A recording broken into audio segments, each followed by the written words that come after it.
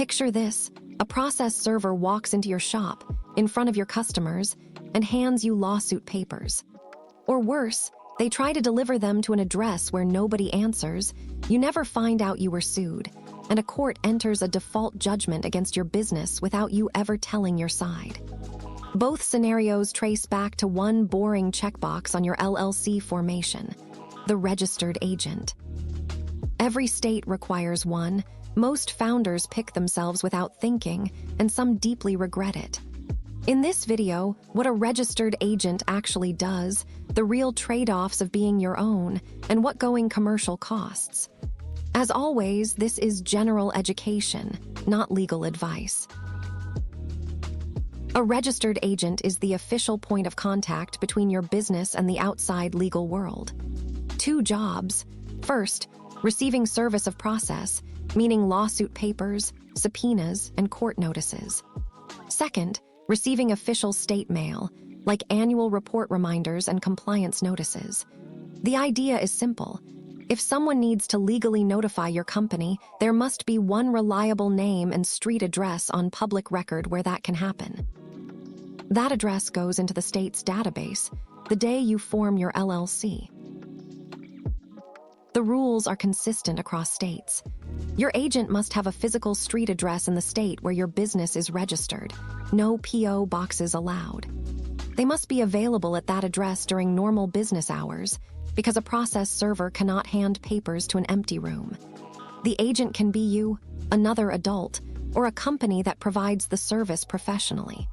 And if you expand and register your LLC in a second state, you need an agent with an address in that state too. The appeal of being your own registered agent is obvious. It is free, and you see every document the moment it arrives. For a founder with a stable business address who is reliably there during working hours, it genuinely can work. There is no rule against it, and thousands of small businesses do exactly this. The state does not care who the agent is, only that the address is real and someone is actually reachable there when it matters. Now the fine print. First, privacy.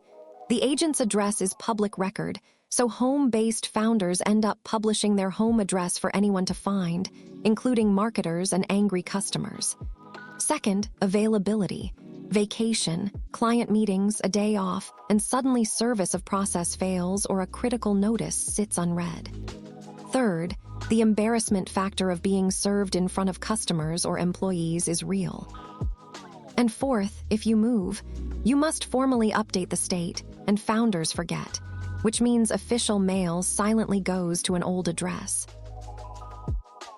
A commercial registered agent solves those problems for roughly $100 to $300 a year. They provide the public address, keeping yours private. Someone is always there during business hours. Most scan documents the day they arrive and email you instantly, and many include compliance reminders for annual reports. For home-based founders, founders who travel, and anyone registered in multiple states, this is usually money well spent. Compare prices. Because the service is nearly identical across reputable providers, while prices vary widely. The consequences of a failed agent setup are severe and quiet. Miss a lawsuit notice, and the case can proceed without you, ending in a default judgment you learn about when your bank account is frozen. Miss state mail, and you can miss annual report deadlines, lose good standing, rack up penalties, and eventually face administrative dissolution, meaning the state shuts down your LLC and your liability protection with it. None of this announces itself loudly. It just happens while nobody checks the mail.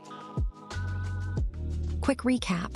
Every LLC needs a registered agent, a real street address in the state, staffed during business hours, to receive lawsuits and official mail. You can be your own agent for free, but you trade away privacy, flexibility, and a safety net. A commercial agent costs $100 to $300 a year and keeps your home address off public record while making sure nothing slips through. Get it wrong, and the risks are default judgments and administrative dissolution. This is education, not legal advice, so talk to an attorney about your setup. If this helped, Subscribe to Founder Filing and grab the free resources waiting in the description.